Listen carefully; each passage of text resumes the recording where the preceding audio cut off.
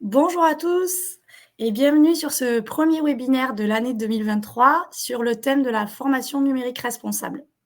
Vous étiez peut-être déjà présent sur le premier volet donc, de cette saga numérique responsable dédiée à l'éco-socio-conception de services numériques. Et aujourd'hui, on vous propose de parcourir ensemble la démarche qui amène des individus et des collectifs vers la sensibilisation et la formation numérique responsable. L'objectif de cet événement, c'est vous permettre de devenir acteur de votre transition et guider votre organisation vers une démarche de formation qui lui ressemble et réponde véritablement à ses besoins. Alors, pourquoi on aime bien le format du webinaire? C'est vrai qu'on trouve que c'est un format pertinent qui fait jouer l'intelligence collective et qui nous permet aussi de diffuser le numérique responsable en dehors de notre organisation, en accord avec nos engagements de labellisation numérique responsable. Pour autant, on est conscient que ce format qui utilise la vidéo a un impact sur les émissions du numérique. On utilise donc ce format quand on trouve que c'est vraiment un sujet qui en vaut la peine pour justement diffuser de meilleures pratiques du numérique à plus grande échelle et sans contrainte spatio-temporelle. Au niveau donc des petites possibilités d'interaction qu'on a sur l'outil de webinaire, vous pouvez donc vous exprimer via le chat qui se situe sur la partie droite de l'écran. On a aussi prévu 5 minutes en fin d'événement pour répondre à vos questions. Si vous en avez, vous pouvez les saisir dans l'onglet « Questions ». Et pour le côté interactif, on vous adressera 3 sondages au fil de la présentation et on vous remercie d'avance pour vos réponses. Je vais laisser la parole à Fabienne qui va se présenter à vous. Merci Lucille, bonjour à toutes et tous. Fabienne Amadori, donc je suis coprésidente du groupe ISIA, que j'ai l'immense plaisir de co-diriger depuis plus de 15 ans maintenant avec Jean-François Capla, avec qui nous œuvrons pour un projet que nous souhaitons résolument engagé et porteur de sens dans le secteur de l'IT. Cela implique une transformation en profondeur du projet d'entreprise qui est porté par tout un collectif, avec des responsables qui partagent tous cette vision et cette même quête, et des collaborateurs impliqués. Par ailleurs, je fais également partie du conseil d'administration de l'Institut du numérique responsable. Je laisse la parole du coup à Arnaud. Bonjour à tous, donc moi je suis Arnaud Pigné, je suis responsable des activités de conseil et de formation au sein du groupe ISIA. Et je suis ravi d'être là parmi vous ce matin. Et bonjour à mon tour, Brice Delbuchia, moi je suis depuis une bonne dizaine d'années chef de projet numérique chez ISIA, et puis depuis quelques temps j'œuvre dans les missions autour de la politique RSE et numérique responsable, et notamment la formation au sens large, interne, externe. Donc voilà, avec un peu d'ancrage dans le terrain, je vais aujourd'hui présenter, exposer nos richesses, nos convictions. Donc voilà, on est tous autour de la table sur le numérique responsable, et je suis ravi de passer ce moment avec tout le monde. Alors maintenant que vous avez fait connaissance avec nos intervenants, on va juste se reposer un peu sur le programme, le menu de ce temps de partage. Donc pour démarrer, on va vous poser le contexte de ce sujet qui nous réunit. On verra ensuite les enjeux de formation numérique responsable avec quelques petits sondages pour connaître vos réalités. On passera ensuite à la vision du groupe ISIA et la volonté de vous guider sur ce sujet. Enfin, donc, on vous partagera des retours d'expérience concrets et des bonnes pratiques et on terminera en répondant à vos différentes questions. Fabienne, je te laisse ouvrir le bal et aborder le contexte du sujet qui nous réunit aujourd'hui. Très bien. Oui, le contexte. Donc, le numérique responsable, c'est un secteur en pleine effervescence qui couvre un large spectre, et c'est d'ailleurs ce qui nous réunit aujourd'hui. Tous les acteurs ont identifié la formation comme l'un des leviers incontournables pour déployer le numérique responsable dans une organisation. Et cette dynamique, qui par ailleurs est tout à fait rassurante, est aussi à l'origine de certains travers. Le panorama des offres de formation autour de ce sujet est extrêmement vaste. Comme nous avons pu le présenter dans les webinaires précédents, la mise en œuvre du changement, l'accompagnement à la transition numérique ou encore le déploiement d'une stratégie RSE sont autant de notions et de connaissances générales nécessaires pour déployer le numérique responsable. Les offres de formation sur ces thématiques existent et sont le plus souvent proposés par des structures expertes dans ces différents domaines, mais qui sont déconnectées des enjeux plus spécifiques au numérique responsable. Ces structures pourront par exemple vous proposer une formation pour construire votre démarche RSE, sans souci, avec des apports généraux importants qu'il faut connaître et qui sont très utiles si l'on veut déployer le numérique responsable. Mais elles ne vous proposeront pas de formation, par exemple, pour construire une démarche RSE avec comme levier fort et central le numérique responsable. Or, si vous êtes aujourd'hui connecté à ce webinaire, par exemple, c'est que vous cherchez des formations plus spécifiques à ce domaine. Alors justement, changement de slide. Concernant plus précisément le numérique responsable, il faut savoir qu'actuellement, la majorité des offres de formation sont tournées vers la sensibilisation, les fresques du numérique, les MOOC, les modules de sensibilisation, sont nombreux. Et ils sont en plus très pertinents parce qu'ils sont proposés par des acteurs engagés.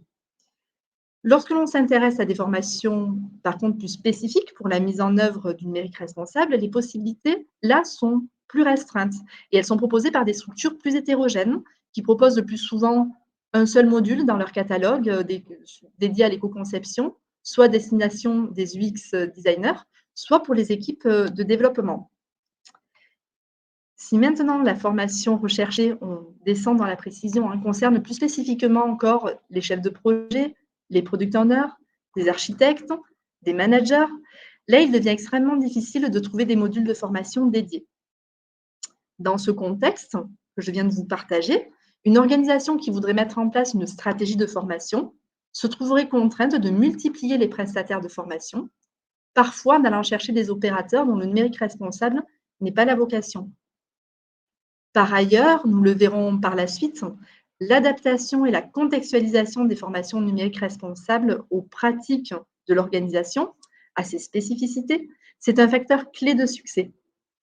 Alors là, il paraît donc encore plus difficile de multiplier ces opérations de personnalisation à la fois avec une multitude d'acteurs et avec des structures dont la culture numérique responsable est très disparate.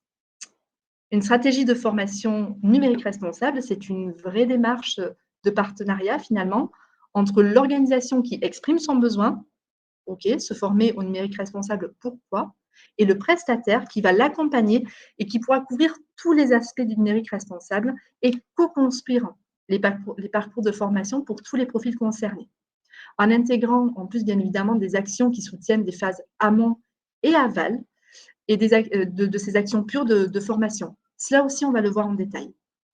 Dans ce webinaire, dont notre objectif, c'est de vous donner du repère pour vous permettre d'organiser vos actions de formation de façon efficiente dans le domaine du numérique responsable, dans votre contexte, grâce à notre connaissance du sujet, bien évidemment, mais aussi de l'expérience terrain que nous retirons d'accompagnement déjà réalisé auprès de différentes organisations.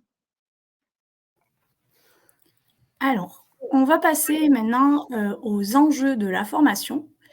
Et avant d'aller plus loin, si vous le voulez bien, on va démarrer avec un premier sondage qui devrait normalement se publier maintenant sur votre écran pour savoir, donc au sein de votre organisation, que vient soutenir en priorité la formation.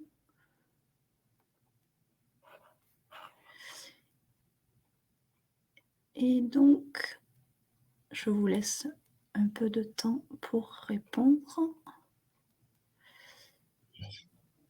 Et j'essaye de voir pour pouvoir vous partager les résultats, mais j'ai l'impression qu'ils ne s'affichent pas. Alors, j'essaye de voir. Non, je n'ai pas les réponses. Je voulais vous partager en direct les résultats de ce sondage et je suis navrée, mais je ne peux pas le faire. J'ai un bug. Bon, désolée. J'espère que vous avez eu le temps d'y répondre et je vais repasser la parole à Brice pour continuer sur les enjeux de la formation. Oui, merci Lucie. Vous voyez, je les vois les résultats, on va en parler du coup. Alors, vous voyez, on vous a suggéré pas mal de réponses. Donc, merci d'avoir joué le jeu. Vous l'avez compris, il n'y a pas une réponse unique qui se suffit à elle-même. Alors, c'est assez bien réparti. Alors, majoritairement sur la partie compétences, mais et notamment sur la feuille de route et stratégie. Donc, voilà, nous, ce qu'on retient, alors de manière assez évidente, effectivement, on partage le fait que la formation s'attache à préparer les acteurs, les collaborateurs d'aujourd'hui, de demain, donc voilà, de travailler sur ce capital humain de la compétence.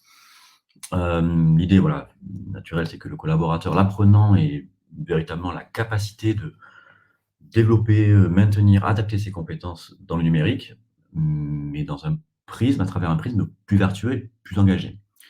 Ce qu'il faut retenir dans la démarche de formation numérique responsable, pour nous, c'est qu'il faut parfois un petit peu déconstruire des modèles, apprendre à réapprendre, comme disait Fabienne en introduction. Donc, on repositionne un petit peu une valeur métier, on remodèle la compétence, parce qu'en fait, le numérique responsable en soi, il ne va pas venir révolutionner vos outils, mais c'est surtout qu'il va apporter un nouvel éclairage sur pourquoi on fait du numérique et surtout comment on le fait.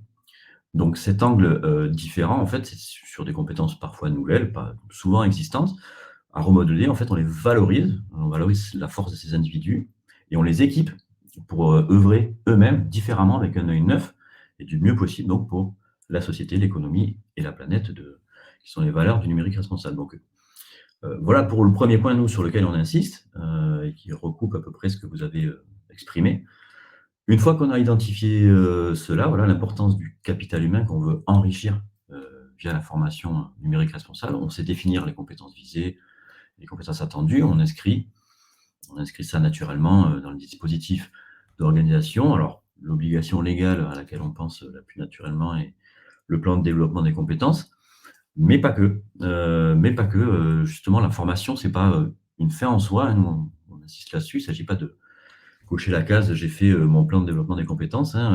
Ce qui ressort comme enjeu dans la formation numérique responsable, et je vois que ça arrive en deuxième position, c'est la nécessité d'inscrire ça de manière transverse, de manière globale, systémique, comme on disait, que ça se diffuse en fait dans les différents cadres que vous avez construits ou que vous devez construire, de votre management RH ou opérationnel, dans votre stratégie. Et il faut disposer justement d'une feuille de route, de schémas directeurs qui prennent en compte ces besoins de compétences dans le sujet global du numérique responsable. Alors nous, par exemple, concrètement, on est labellisé Lucie pour la partie RSE et labellisé numérique responsable, vous savez, donc du coup, on a des engagements. Et nous, les compétences, voilà, ça passe à travers ces engagements qu'on a formalisés. Donc voilà, donc on s'appuie dessus, on l'entretient, on met les moyens, on a des indicateurs, on le suit. Et voilà, donc tout ça utilisé, c'est mis à profit pour prendre en compte le numérique responsable, créer des repères, des guides, alimenter la vision et nourrir l'objectif de tout le collectif. Donc voilà, tout le monde doit être formé, chacun à son propre niveau, chacun dans son métier. On décilote, on essaie de connecter les services sans perdre les gens non plus, mais il faut bien dimensionner le dispositif, dessiner les contours, exposer ça très clairement, donner du repère avec des rails. C'est vraiment le thème du webinaire. Donc, l'enjeu de la formation NR, elle doit être visible dans tout ça, venir servir les objectifs globaux, qu'il y ait un maillage intelligent de tous ces dispositifs pour que ce soit le plus efficace. Donc voilà, donc quand la formation est mise au service de la stratégie globale, finalement, qu'est-ce qu'on en retire comme bénéfice? C'est ça un des autres enjeux que nous, on retient, c'est que les collaborateurs, ils sont conscients du milieu dans lequel ils peuvent évoluer. On a créé ces repères, donc ils ont davantage de richesse entre leurs mains. C'est plus évident pour eux de se saisir de toutes les questions du numérique responsable et de le mettre à profit dans leur quotidien, dans leur carrière, savoir d'où ils partent, où ils peuvent aller, où ils veulent aller, avec qui, puisque voilà, on collabore, on co-construit, on a une meilleure maîtrise de son rayon d'action et des interactions possibles avec tous les autres acteurs. C'est pour ça qu'il faut co-construire, créer cette voie ensemble, faire vivre un état d'esprit, une posture, une amélioration continue, c'est la philosophie du numérique responsable. Donc la formation numérique responsable, elle vient entretenir, enrichir tout ça, participer à créer cette motivation un peu intrinsèque des individus, de l'autonomie, et puis voilà, ça libère la créativité, ça libère l'innovation. Et donc voilà, donc la formation numérique responsable, elle vient cultiver ça, le fait qu'on doit au final prendre plaisir naturellement à faire les choses bien ensemble. Donc voilà les grands enjeux. Pour continuer à aller un peu plus dans le détail, on va voir, on a un autre sondage, Lucie, si je ne me trompe pas, pour voir maintenant en pratique qui est concerné et à quel titre. Donc à vous de jouer. C'est ça. Alors, nouvelle tentative sur le sondage. Je pense savoir pourquoi ça n'a pas fonctionné tout à l'heure pour l'affichage des résultats. Alors, nouveau sondage. Selon vous, donc on a bien compris que ce sujet concernait tout le monde, mais selon vous, qui doit être formé en priorité sur le numérique responsable? Alors, effectivement, cette fois, j'ai bien l'affichage.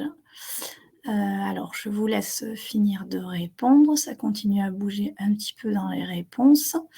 Et donc, en priorité, selon vous, c'est la direction générale CODIR qui doit être formée coude à coude quand même un peu avec les équipes IT en seconde position. Merci à tous pour vos votes et je vais laisser Fabienne poursuivre et nous montrer que ce sujet est finalement transverse et systémique. Fabienne, je te laisse la même.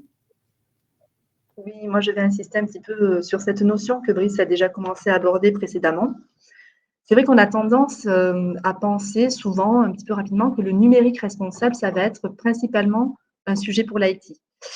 Comme on le rappelait en introduction, une démarche de formation numérique responsable nécessite une approche transversale et globale des choses. C'est donc de nombreux acteurs de l'organisation, différents métiers, qui vont être concernés. Et c'est surtout la bonne synchronisation dans la formation de ces différents acteurs qui va permettre de soutenir la mise en œuvre d'une démarche numérique responsable. Et cet ordonnancement, il va pouvoir varier forcément d'une organisation à l'autre. Sachant que quand on va venir former des acteurs d'une organisation, en fait, on va faire progresser toute la chaîne de valeur de l'entreprise dans ce domaine. Et ça, c'est important de le garder à l'esprit.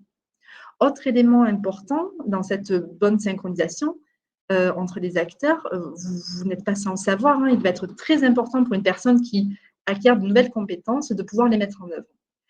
Mais si pour cette mise en œuvre, elle est tributaire de ses collègues et que ces derniers n'ont absolument pas intégré les changements nécessaires dans leur propre domaine, on peut arriver à des situations de blocage qui vont stopper net cette démarche, encore une fois, qui est transversale. Alors, pour vous l'illustrer, petit exemple simple, vécu, basé sur notre propre retour d'expérience pour le coup. Le numérique responsable au sein du groupe ISIA figure au cœur de notre stratégie d'entreprise. Pour autant, si je remonte quelques années en arrière, tous les métiers représentés au sein de notre COMEX, le lien donc avec les équipes de gouvernance ce coup-ci, n'étaient pas tous autant sensibilisés pour donner l'impulsion collective nécessaire à la mise en place de notre démarche numérique responsable, que nous, on souhaite inscrire vraiment au niveau de toute l'entreprise, à l'échelle de l'entreprise. Il était donc primordial pour nous de déjà sensibiliser et former tous nos responsables. À ce moment-là, tous les métiers de l'organisation se trouvaient concernés. Alors, dans notre cas, on a fait le choix de nous appuyer sur le référentiel du label numérique responsable, qui est complètement dans cette philosophie et qui a pour autant nécessité, dans l'ordre, de d'abord former notre gouvernance numérique responsable, c'est-à-dire l'équipe qui s'est vue confier la démarche de labellisation, à la fois formation au processus et au référentiel, et puis, sous leur impulsion, pour embarquer l'ensemble des collaborateurs à l'échelle, je le disais, de l'entreprise, nous avons sensibilisé les responsables, les équipes RH, la communication interne, les managers opérationnels qui ont été sollicités, bien évidemment. Sinon, comment accompagner un tel changement global si l'on ne sait pas de quoi il s'agit et ce qu'il implique? On parle tout de même là de l'évolution de pratiques dans chacun des métiers. Pour illustration, en effet, de ce changement dans le métier, je vais continuer à dérouler le fil de l'histoire et en arriver à l'un de nos engagements phares que nous avons pris dans le cadre de notre labellisation et qui est d'intégrer le numérique responsable à notre cœur de métier.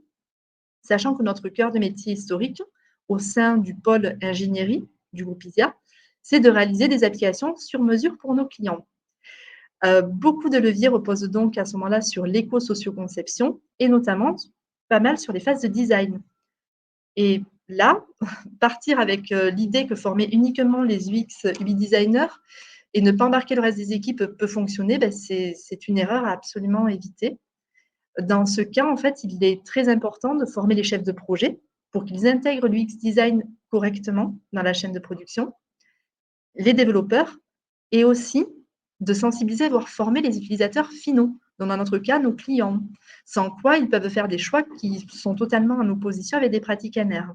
Donc voilà, cette illustration, elle est là pour montrer que la diversité des acteurs concernés par la sensibilisation ou la formation avec cette notion de transversalité et de systémique qui va même, vous le comprenez dans notre cas, en tant que société de service, au-delà de nos propres équipes internes. Donc, on a vu les généralités sur la formation, les enjeux qui y sont associés, et on a maintenant envie de vous partager la vision en fait du groupe ISIA. Et Fabienne, je te laisse dérouler. Je poursuis. Oui, donc là, on va vous partager notre vision par rapport à tout ça. Comment nous aussi on se positionne, vous voyez, être un guide.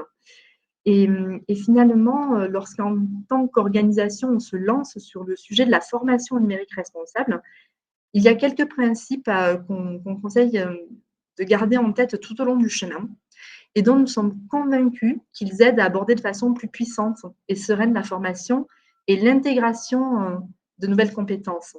Ce n'est pas une liste exhaustive, ce sont des points que nous ne perdons, nous, jamais de vue et que nous partageons lorsque nous accompagnons des organisations. Alors, tout d'abord, Brice le disait quand il dans sa dernière intervention, être humble et accepter d'apprendre à réapprendre, tout le temps. Quand on sort d'une formation sur le thème du numérique responsable, on mesure que c'est un domaine qui est en amélioration continue et qu'on va plutôt apprendre à rester alerte, à se poser les bonnes questions pour en permanence continuer à progresser. C'est une progression longue, continue, qui s'ancre dans la durée et qui s'appuie aussi sur cette progression finalement systémique. Nous-mêmes, nous sommes régulièrement challengés par les situations des entreprises que nous accompagnons et donc nous continuons à apprendre. Chaque cas vient enrichir finalement et nourrir cette nouvelle façon d'aborder les choses. Dans ce contexte, forcément, deuxième point, il va être important de rendre les personnes autonomes puisqu'on va continuer à se former tout le temps. Et c'est important que les collaborateurs deviennent acteurs de leur propre formation. L'idéal, c'est que l'organisation propose un cadre et des ressources qui permettront à chacun de se saisir de leur parcours individuel et faire également en sorte que les nouveaux arrivants puissent prendre le train en route. Alors, bien sûr, il y a les ressources internes et puis on le verra aussi plus tard dans la présentation, mais il y a des éléments au sein de la communauté numérique responsable qui sont à disposition, qui sont partagés, qui sont gratuits et il ne faut pas s'en priver. Moins de théorie, plus de pratique. Alors ça, oui, on le garde en tête.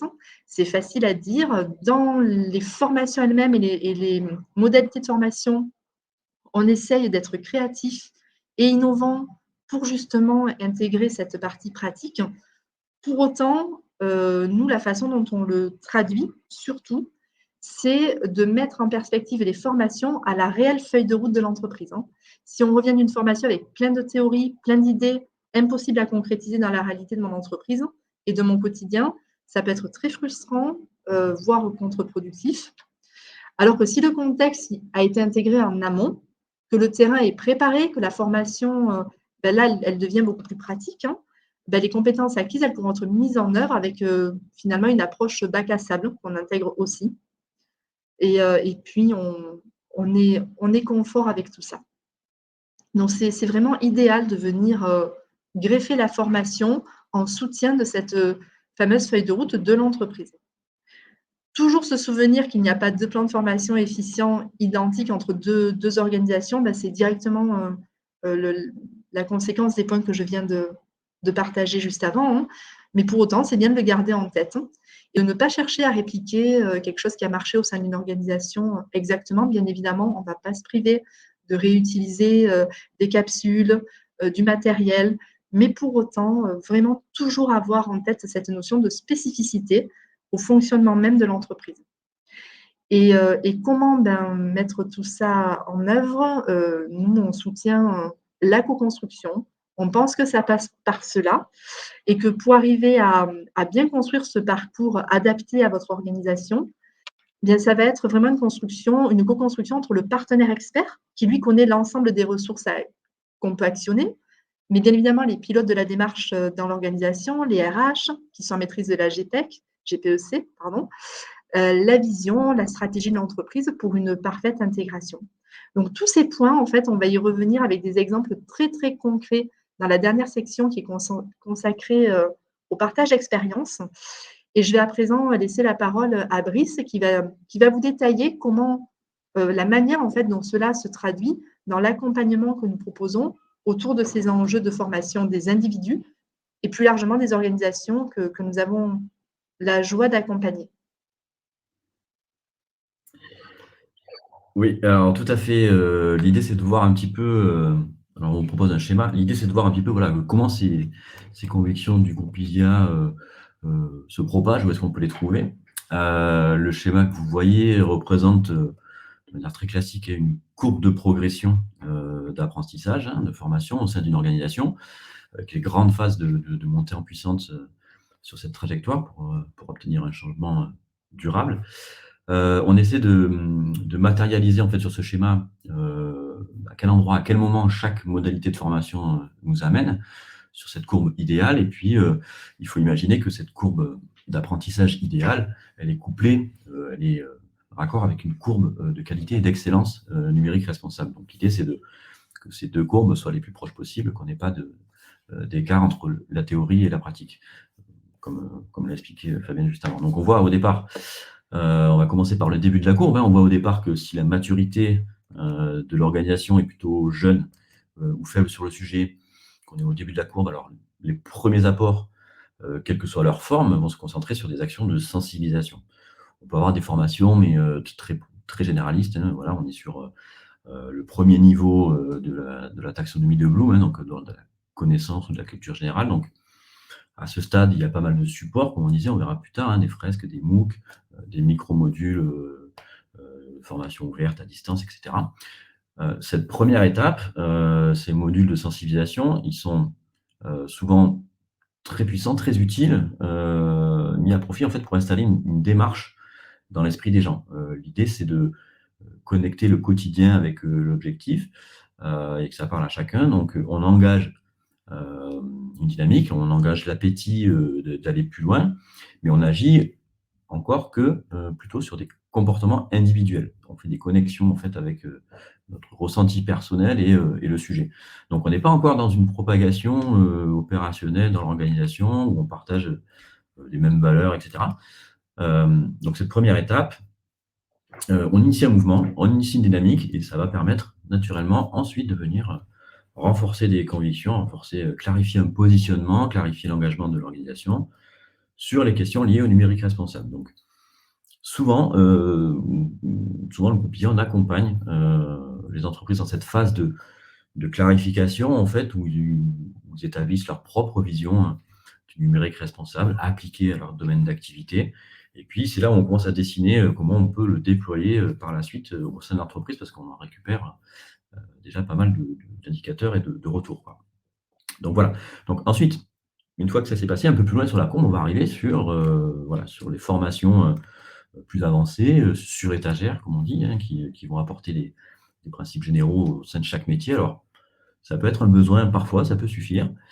Mais voilà, le but de notre discours, c'est de préciser qu'il ne faut pas s'arrêter là, justement. On est encore une fois sur la question de la finalité de la formation numérique responsable, en amenant des formations plus adaptées, personnalisées, co-construites, en discussion avec un maximum d'intéressés, de parties prenantes. On se rapproche des besoins réels, donc on va être plus efficace, on va optimiser cette formation, on va la raccrocher aux actions de l'entreprise, à la réalité en fait et à ses objectifs du coup.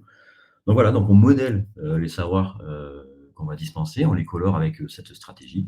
Et du coup, c'est comme ça qu'on arrive à rapprocher la courbe d'apprentissage théorique idéale avec cette courbe d'objectifs d'excellence, de qualité NR qu'on veut avoir. La majorité des retours d'expérience client qu'on peut avoir sur les formations, en fait, c'est que ce qui se passe en amont ou en aval, autour ou après, quand c'est en fonction de la mise en œuvre ou quoi, c'est parfois tout aussi important, voire presque plus important que la formation en elle-même, que la session en elle-même, pour assurer le succès de cette action-là et de la démarche. Donc voilà, donc nous, on souhaite insister sur cette partie-là et apporter un maximum de valeur après la sensibilisation sur cette étape de formation numérique responsable. Voilà, donc il y a encore une étape, toujours plus loin sur la courbe, il y a un cran supplémentaire. Il ne suffit pas de dire, comme je l'ai répété déjà, ça y est, on a formé tout le monde dans chacun des métiers. Hein. Donc, voilà, la formation c'est pas une fin en soi. Il faut mettre en œuvre. Il faut réinvestir ce qu'on a appris. Il faut que ça se propage. Il faut que ce soit vécu. Il faut que ce soit voilà, approprié et qu'on sache en parler avec ses propres mots. Donc voilà. Donc coupler les actions de formation avec des actions de terrain, des exemples concrets passés ou à venir, instaurer en chacun une démarche d'amélioration continue. Donc chacun va partager voilà, à sa manière. Hein, je vous dis, partager son expérience. Voilà, nous, ce qu'on a appris, voilà, on l'a mis en œuvre comme ça, on diffuse et on fait vivre le dispositif global. Donc voilà, c'est vraiment collectif. Nous, groupe ISIA, on est dans cette phase-là, c'est-à-dire qu'on sur le numérique responsable, on crée nos propres référentiels, on les fait vivre, et puis on les utilise, et puis on s'ouvre toujours à l'extérieur aussi. On partage ce qu'on sait, on les met à profit de nos partenaires, de nos clients, sur ce qu'on a vécu, même nos parcours internes de formation. Et voilà, l'idée, c'est de s'inspirer les uns les autres, tous les acteurs de l'écosystème dans cette démarche globale de l'organisation. Voilà notre vision un peu et comment on la matérialise sur l'apprentissage. Donc l'idée, c'est peut-être maintenant de savoir où vous vous situez sur cette courbe. Donc on a de nouveau un sondage pour voir ce que ça évoque chez vous. Alors, en effet, donc je publie le nouveau sondage pour savoir où vous vous situez justement sur le besoin de votre organisation, sur la courbe de progression. Est-ce que vous en êtes plutôt au démarrage ou vous avez déjà engagé des actions? Je vous laisse répondre.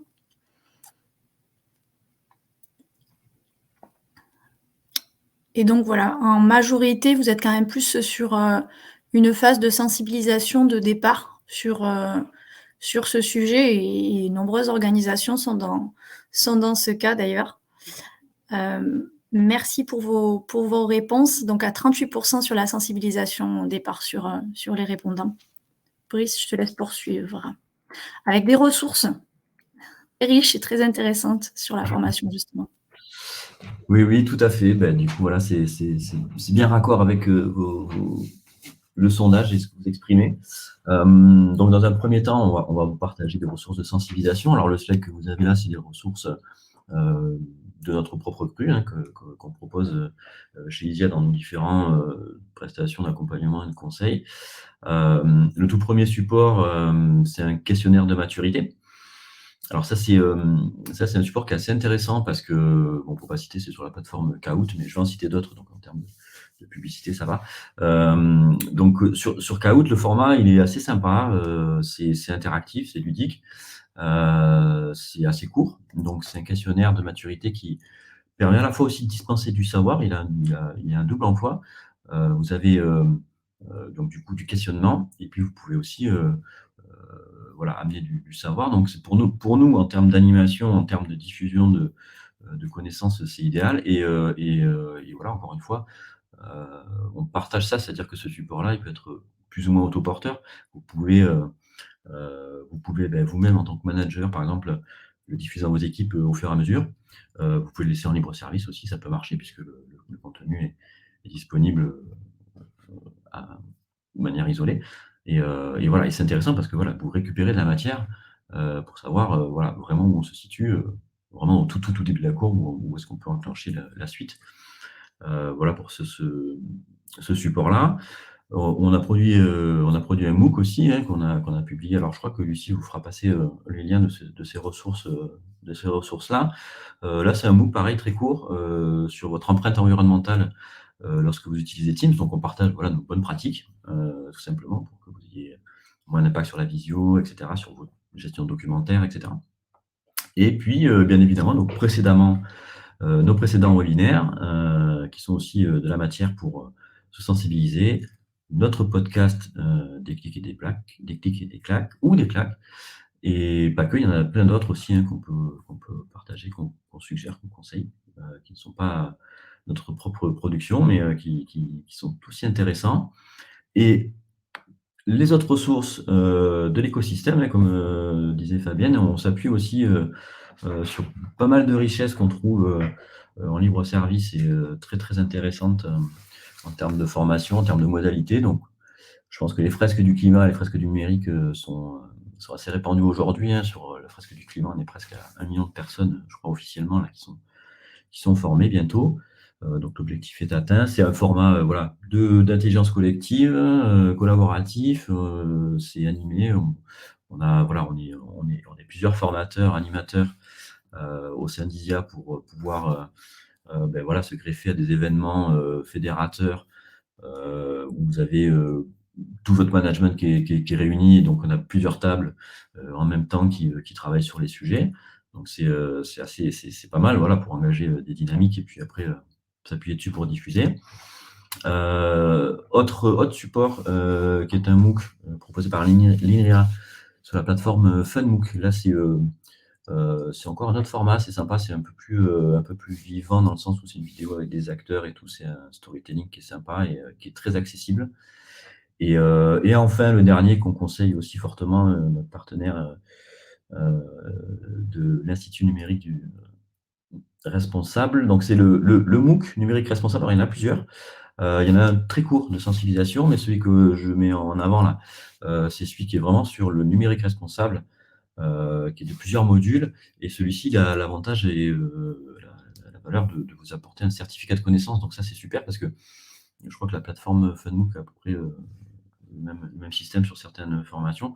Mais d'avoir un certificat de connaissance, un badge ou quelque chose, c'est un élément de valorisation assez fort, assez important. Vous pouvez, à titre personnel ou à titre collectif dans votre organisation, ça crée des repères, encore une fois, et on est raccord avec notre philosophie, notre façon de voir la formation. On s'appuie dessus. Si vous n'avez pas des outils GPEC forcément déployés ou en rapport avec le sujet, c'est plutôt pas mal. Voilà pour la sensibilisation. Je crois que c'est Arnaud qui continue avec d'autres dispositifs. Merci Brice. Avant peut-être de revenir sur des dispositifs, moi je vais revenir peut-être juste un petit peu en amont sur ce que disait tout à l'heure Fabienne et sur le besoin d'adapter les parcours de formation à différents enjeux d'une organisation aujourd'hui, et peut-être pour aller rapidement et puis présenter un peu plus loin effectivement ce qu'on propose en termes de modèles de formation. Aujourd'hui, nous, quand on accompagne les organisations, qu'elles soient publiques ou privées, en fait, avant de pouvoir se prononcer sur le design des formations, en fait, on va chercher à comprendre quelles sont trois choses essentiellement, quels sont les enjeux de la stratégie numérique d'une entreprise aujourd'hui. Aujourd'hui, la transformation numérique, c'est une problématique qui adresse toutes les grandes organisations. Et donc, on cherche à comprendre effectivement comment ce levier-là, au sein de l'organisation, il est perçu, il est mis en œuvre. On va également, pour pouvoir designer un parcours de formation qui réponde bien aux besoins d'une organisation, s'attarder sur la stratégie de l'organisation et sur le parallèle en matière de numérique responsable, quelle est la vision et quelle est l'ambition numérique responsable d'une organisation. Et à travers ces trois axes-là, en fait, on va chercher à créer une dynamique de convergence pour pouvoir définir une trajectoire numérique responsable pour les organisations. Et la formation va s'inscrire dans cette dynamique-là. Si je prends un exemple qu'on a accompagné récemment, alors ça, c'est un exemple qui est plutôt adapté à une collectivité, mais sur des organisations privées, on a des approches un peu similaires. Là, on était sollicité par une collectivité pour travailler sur la construction d'une vision numérique responsable. Donc, on a commencé par d'abord diagnostiquer 4 axes principaux. D'abord, comment le numérique est déployé dans les territoires et comment il permet à une collectivité de pouvoir accompagner les territoires dans leur développement. On s'est attardé dans un second temps sur le schéma directeur des systèmes d'information de cette collectivité-là pour savoir également et comprendre comment aujourd'hui, quels sont les principes d'architecture, d'urbanisation du système d'information de cette collectivité-là pour pouvoir identifier quelles étaient les opportunités offertes par le numérique responsable dans cette dynamique-là. On a également travaillé sur la stratégie de transformation numérique, à la fois en termes de relations avec les usagers de cette collectivité, à la fois avec des notions de services publics et d'offres servicielles de services publics également, et puis sur des sujets aussi organisationnels. Et puis le dernier axe sur lequel on a porté notre diagnostic, ça consiste à analyser également comment le numérique est un levier d'appréciation, d'accélération ou de réduction des risques de transition. Et dans cette perspective-là, notamment, on aborde notamment la question de la mesure d'empreinte des émissions de gaz à effet de serre, qui est un sujet d'ailleurs sur lequel on aura l'occasion de revenir un peu plus tard lors d'un prochain webinaire.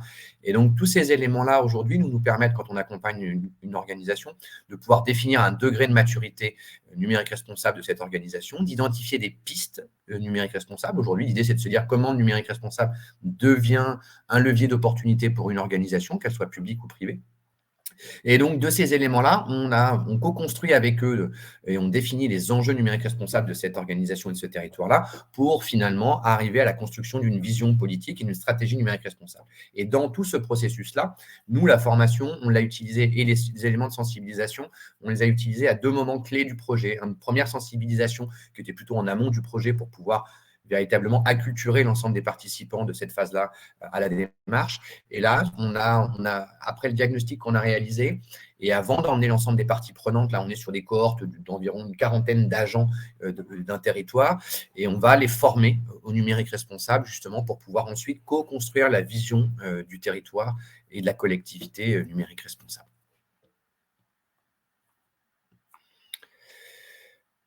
Hop. Merci du coup, Arnaud. Donc maintenant que vous avez découvert quelle était la vision du groupe ISIA à ce sujet et les questions qu'il fallait se poser, on va maintenant passer on va vous partager des retours d'expérience et du concret. Et Brice, je te laisse continuer.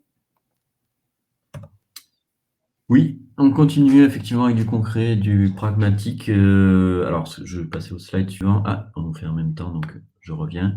Voilà, moi je vais vous parler voilà, notre vécu un peu en interne, mais pas que. Donc le premier sujet sur lequel j'ai été contributeur et qu'on a construit, nous en intelligence collective, en collaboratif, c'est tout notre dispositif de GPEC et de GEPP. Donc là, comment ça se traduit? En fait, classiquement, tous les outils, fiches de poste, fiches de rôle, grille de compétences, etc. Tout ça, en fait, chez nous est fortement coloré numérique responsable, sans équivoque.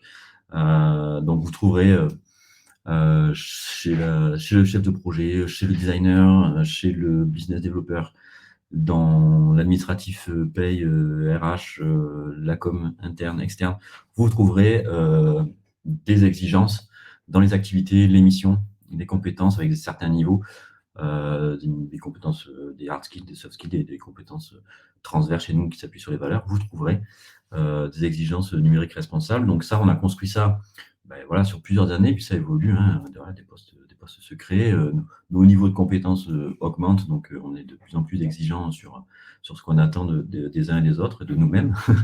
Donc voilà comment on traduit aussi l'aspect un peu diffus et propagé du numérique responsable de la formation. On s'appuie là-dessus. On s'appuie sur ces outils-là aussi. Donc il ne faut pas lésiner là-dessus. Nos labels, Lucie, label numérique responsable, on en a déjà parlé, donc là c'est formalisé, c'est un engagement qui est suivi dans le temps avec des indicateurs, des moyens, donc ça vient aussi servir la démarche numérique responsable au sens large. L'autre aspect qu'on a vécu aussi en interne et qui apporte plein de choses. Bon, on était déjà Datadoc par le passé, donc ça a été naturel pour nous d'aller sur ce certification Calliope. En interne, forcément, ça rajoute de la qualité à nos process, à voilà, ça rajoute un degré de professionnalisation. Et vis-à-vis de nos clients, voilà, c'est un gage aussi de qualité. C'est un levier aussi de subvention, de moyens pour venir soutenir votre démarche. Donc ça, voilà, on a aussi inclus ça dans notre vécu et dans nos services chez tous nos collabs. Donc, c'était important pour nous d'en parler. Et enfin, donc un retour d'expérience interne-externe pour un peu élargir aussi le spectre de la formation. On a à cœur, nous, dans notre vision, dans notre raison d'être, j'ai envie de dire, d'aller aussi puiser et semer ces démarches numériques responsables, cette philosophie dans la formation initiale au niveau de l'enseignement supérieur.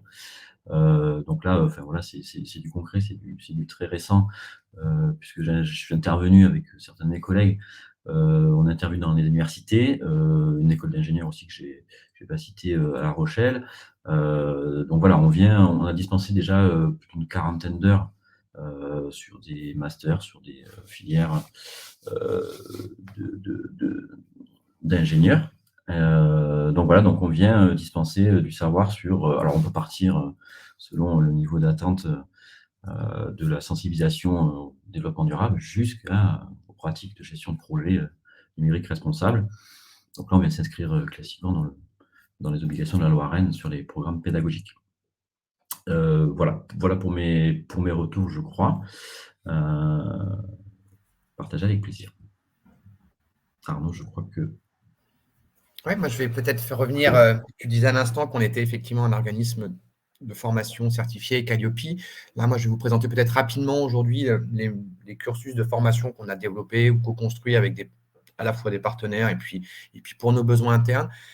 On a à la fois toute une première couche de parcours académiques qui sont plutôt le socle commun et qui est vraiment une acculturation générale et qui est plutôt accessible à tout type de profil, où là, on va traiter à la fois des fondements de la conception responsable. On va également pouvoir travailler sur une introduction plus générale aux enjeux du numérique responsable. Tu évoquais notamment tout à l'heure le quiz distanciel, également les fresques du numérique sont aussi des leviers qu'on utilise et qui dépendent fondamentalement de la maturité et puis des envies des différentes organisations. Et puis, on a tout un panel de formations avancées là, qui répondent véritablement à des besoins très spécifiques de certains rôles dans les organisations, que ce soit à la fois sur des… Et donc, on est sur des parcours qui vont entre 1 et 2 journées de formation, à la fois sur des sujets soit d'éco-conception logicielle, où là, on s'adresse plutôt à des populations de développeurs, soit à la fois des modules sur des enjeux d'accessibilité, sur la prise en compte de l'accessibilité dans les développements et dans la conception des solutions numériques, soit des parcours autour de product responsables. Donc là, on s'adresse plutôt à des product owners sur du design, sur l'UX UI notamment, pour pouvoir designer des services numériques qui répondent aux enjeux d'un numérique responsable. Et puis, on avait également, pour cette population-là, plutôt de profil DSI, un module sur l'architecture responsable. Et on a récemment aussi développé des parcours de formation spécifiques plutôt orientés sur les collectivités, où là, l'objectif, c'est de pouvoir accompagner des chargés de mission sur les territoires dans l'appropriation de ces enjeux-là numériques responsables et sur le déploiement de stratégies territoriales numériques responsables. Comme on le disait tout à l'heure en introduction, le niveau de spécificité ou de design des formations va aussi dépendre de vos enjeux stratégiques et du degré, et de jusqu'où vous voulez aller en termes de transformation numérique responsable. Aujourd'hui, nous, on a donc ces formations-là qui sont des formations standards sur étagère. Et en fonction des enjeux stratégiques du besoin de personnalisation de ces formations-là, on peut aller sur des versions qui vont soit d'abord, dans un premier temps, être plutôt contextualisées. On va discuter avec les organisations et prendre des éléments de contexte qui vont venir introduire ou mettre en situation ces formations-là au regard des enjeux et d'un environnement organisationnel. Soit on va aller jusqu'à une version qui est adaptée, où là, notamment, je pense à des organisations qu'on accompagne qui développent en ce moment des référentiels internes, par exemple, d'éco-conception. Là, sur des formations, on va complètement adapter les formations, typiquement, à ces nouveaux référentiels d'éco-conception interne, puisque là, on est véritablement… si je reprends le schéma que présentait tout à l'heure Brice, on est vraiment sur un besoin organisationnel et une transformation organisationnelle profonde. Et donc là, on est vraiment sur une personnalisation la plus poussée possible. Le seul élément de différenciation entre ce niveau-là de contextualisation ou d'adaptation, c'est la durée d'un projet et la facilité à l'implémenter. Vous comprenez bien que quand on est sur du standard, c'est aussi pour ça qu'on a des formations standards. Ça nous permet d'accompagner rapidement et de déployer rapidement chez nos clients ces formations-là. Après, quand on est sur des problématiques plus organisationnelles, ça prend un peu plus de temps et c'est plutôt finalement une nécessité et un besoin de pouvoir aller dans cette dynamique-là. Toujours dans le retour d'expérience client, aujourd'hui, je vous présente la 4K clients qu'on a accompagnés ou qu'on est en train d'accompagner dans 4 secteurs différents, donc à la fois de la grande distribution, on a une ESN, on a également un établissement bancaire et puis une collectivité. Et ce qui est intéressant, c'est que dans chaque cas, on voit que la formation, justement, et on revient encore une fois à l'introduction, la formation, elle répond en fonction de la maturité et et de la trajectoire de ces organisations-là, elle intervient à des moments différents et elle répond à des enjeux qui sont différents. Dans le cadre, par exemple, de l'entreprise de la grande distribution, le sujet, c'était le déploiement d'un référentiel d'éco-conception interne. Donc, du coup, on est véritablement sur un projet de transformation organisationnelle avec des enjeux d'impact environnementaux qui sont très importants pour cette organisation-là. Et dans le cadre de la construction et de la co-construction du référentiel d'éco-conception qu'on réalise avec eux grâce notamment, encore une fois, à l'intelligence collective, puisque c'est un levier sur lequel on s'appuie beaucoup, et bien là, le plan de formation, il est adapté. Il est plus qu'adapté, il va être contextualisé et il soutient et il accompagne véritablement la transformation de la chaîne de valeur de cette organisation-là. Quand on est à l'inverse dans le cas d'une ESN qu'on accompagne, c'est une ESN qui déploie une politique RSE qui évolue elle-même dans un environnement concurrentiel très fort et sur laquelle les éléments distinctifs sur ces éléments-là deviennent des sujets concurrentiels également. De facto, il y a un sujet qui est fort en termes de sensibilisation du COMEX pour pouvoir à la fois prendre conscience de ces enjeux-là. Et puis, on a un COMEX qui est plutôt sensible à ces enjeux de marché. Donc, du coup, c'est de leur faire percevoir la dynamique de transformation du marché qui est induite par le numérique responsable pour eux. Et donc, la sensibilisation, elle vient vraiment pour accélérer l'engagement de l'organisation dans cette démarche-là. Et à terme, l'objectif, ça serait de pouvoir aller jusqu'à des sujets de formation avec eux pour véritablement à la fois faire monter en compétence leurs collaborateurs et puis un sujet de maintien de la position concurrentielle sur le marché, en tout cas par rapport à ces grandes évolutions structurelles. Dans le cas d'une banque, on les a accompagnés également dans le cadre de leur politique RSE qui s'est redéclinée sur une politique numérique responsable très ambitieuse. Et donc là, pour le coup, il y avait un vrai enjeu, comme l'évoquait tout à l'heure Brice, en termes de GPEC et de refonte de toute la GPEC, ou en tout cas, à défaut de refonte, d'introduction des éléments numériques responsables dans la GPEC. Et donc là, on a travaillé avec eux sur les parcours de formation numérique responsable et le plan de formation qui a été adapté à cette organisation-là dans le cadre de la GPEC vise véritablement à soutenir la stratégie RSE du groupe. Dans le dernier cas, on est dans une collectivité qui se met en conformité avec la loi Rennes, qui vise à construire la stratégie numérique responsable. C'est ce que je vous expliquais tout à l'heure. Donc, on va à la fois évaluer, sensibiliser et former l'ensemble des parties prenantes qui sont tous directement impliquées dans le processus d'intelligence collective pour co-construire cette vision-là et cette ambition-là. Donc là, on a véritablement un plan de formation qui est contextualisé et qui soutient le processus d'intelligence collective et de co-construction d'une vision numérique responsable. Donc, on voit bien à chaque fois qu'en fonction des cas, on a cette spécificité et la formation ne répond pas aux mêmes enjeux. Et donc, forcément, elle s'applique et elle se déploie de manière différente. Merci Arnaud. Avant de conclure et de passer la parole à Fabienne, je vais juste revenir. Donc, comme on l'a vu, les actions de formation sont pertinentes si elles sont vraiment adaptées au contexte. Donc, concernant notre catalogue de formation, il est très riche et il ne se limite pas forcément à ce que vous pourrez voir affiché sur le site web. Et par ailleurs, nous allons prochainement intégrer de nouvelles formations aux pages dédiées sur le site. Voilà, c'était juste pour apporter cette précision. Et cela étant dit, je vais donc passer la parole à Fabienne pour voir ce qu'il faut retenir finalement de ce sujet et on répondra ensuite à vos questions. Oui, je vais faire rapide sur la conclusion parce que là, j'ai envie d'abord de rebondir sur ce qu'Arnaud vient de présenter et que tu as ressouligné, Lucille. Finalement, vous comprenez que ce qui va être une phase primordiale, c'est celle de se poser les bonnes questions pour pouvoir avancer dans ces fameuses actions de formation. Et donc, par rapport à cela, bien évidemment, nous, on se tient à votre disposition pour en discuter si vous souhaitez déjà échanger sur la façon dont vous pourriez avancer chez vous. Et déjà, ce premier échange peut être assez structurant pour vous ensuite, pour construire votre propre approche. Alors oui, en guise de conclusion, l'idée c'est de rappeler ces grands piliers finalement qu'on a rappelés tout au long de la présentation et sur lesquels nous repose notre démarche qui s'est construite aussi et qui s'affine à l'éclairage de nos expériences terrain. Donc, on ne le dira jamais assez, penser approche globale et systémique. La formation, elle vient toujours soutenir une démarche plus globale et les phases qui vont précéder et suivre ce qu'on qualifierait d'actions propres de formation, elles vont avoir un impact très fort sur les résultats de ces actions et sur la montée en compétences. Donc, toujours bien penser à remettre en perspective ces actions. Pour vous aider, on vous invite à regarder, si c'est la première fois, notre premier webinaire qui était dédié à la mise en place d'une démarche numérique responsable, ça peut être très aidant pour encore mieux regarder comment vous allez intégrer votre démarche de formation. Et puis, bien sûr, un point sur lequel on insiste, c'est de s'appuyer sur l'intelligence collective, à la fois en interne, pour que la formation elle soutienne un changement plus important, plus profond, mais aussi avec les acteurs que vous choisirez pour vous accompagner. C'est vraiment très, très important d'être dans cette approche de co-construction. Pensez aussi amélioration continue, progressive, itérative. Hein, chaque action, les acteurs impliqués vont se répondre et vont venir permettre de toujours améliorer ces approches de formation. Et puis, bien évidemment, quand on parle d'intelligence collective, pour en retirer le meilleur en fonction de votre contexte, ça peut être parfois intéressant de s'appuyer sur des compétences particulières de facilitation, sur des méthodes et des processus qui favorisent l'expression de cette intelligence collective. En effet, dans les entreprises et les organisations qu'on accompagne, il n'y a pas toujours cette culture du travail entre services.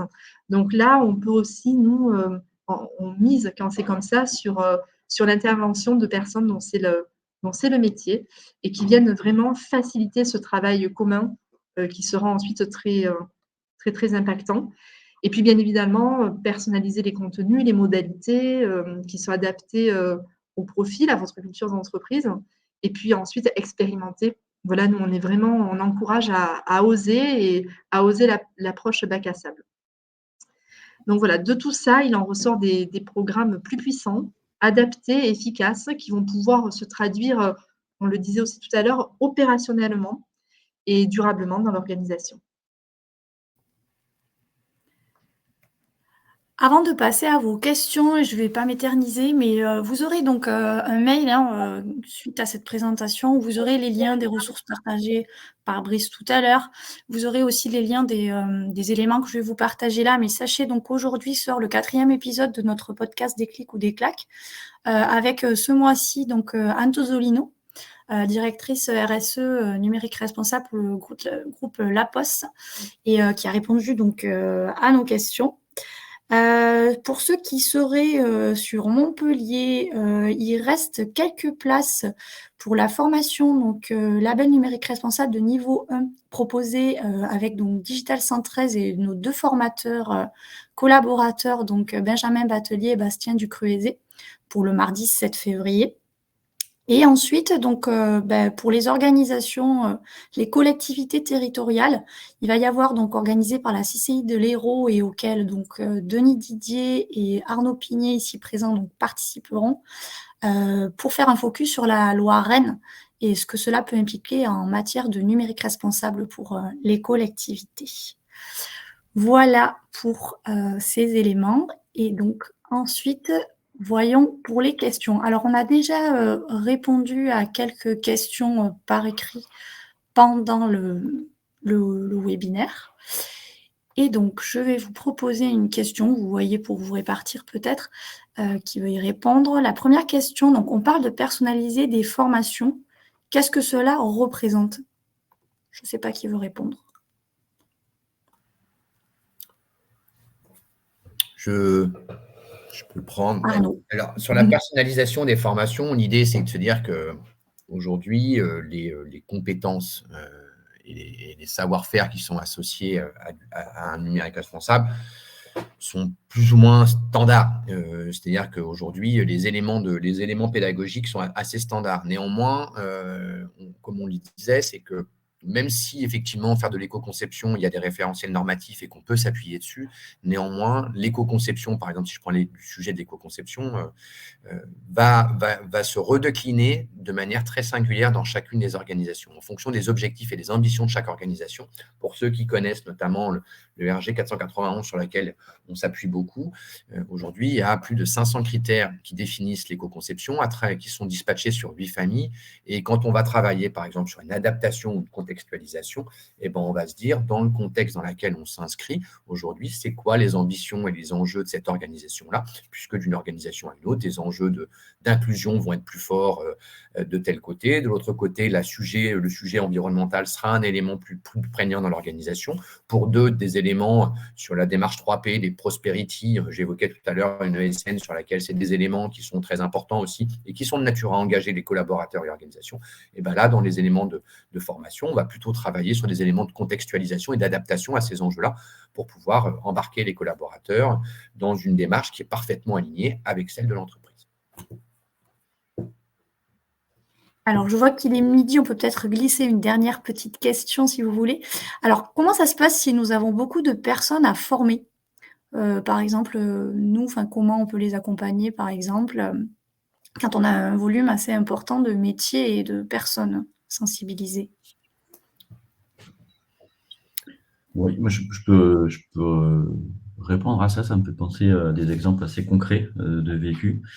Quand on a co-construit des parcours de formation avec un partenaire bancaire, on était partie prenante. Donc du coup, déjà dans la construction des éléments pédagogiques, donc dès le départ, donc nos ressources de formateurs, de collaborateurs sur le sujet. Et puis, du coup, naturellement, on a pu aussi s'inscrire dans toute l'orchestration de toutes les sessions et co-animer ou animer, venir renforcer le dispositif de formateurs et de formation. Donc voilà, donc du coup, on peut être partie prenante jusqu'au bout, comme on dit, ou pas, ou laisser voilà, vous saisir de ce qu'on construit ensemble et puis le faire vivre. Voilà. C'est ce qui compte. Donc ça, voilà, ça peut permettre de venir renforcer le dispositif. Et puis après, comme on co-construit ensemble les modalités, on peut aussi voilà, adapter, se dire, ben là, on va plutôt produire du contenu qui va être des micro-modules pour être disponible plus facilement à tout un chacun parce que vous êtes nombreux, parce que c'est difficile de vous réunir au même endroit. Donc chacun y va et puis on pilote ça. Donc ça peut être aussi une modalité. Donc voilà, donc soit on laisse ça en libre service, soit les gens s'inscrivent, soit on essaie d'être un peu plus cadré, d'être un peu plus incitatif et proposer des sessions et puis animer tout ça. Donc voilà comment moi je fais référence à ce qu'on peut proposer comme dispositif pour répondre à certaines volumétries ou à une certaine aussi planification dans le temps. Peut-être ça peut être ça aussi par rapport à d'autres enjeux qui viendraient challenger le planning ou d'autres contraintes, quoi. Voilà.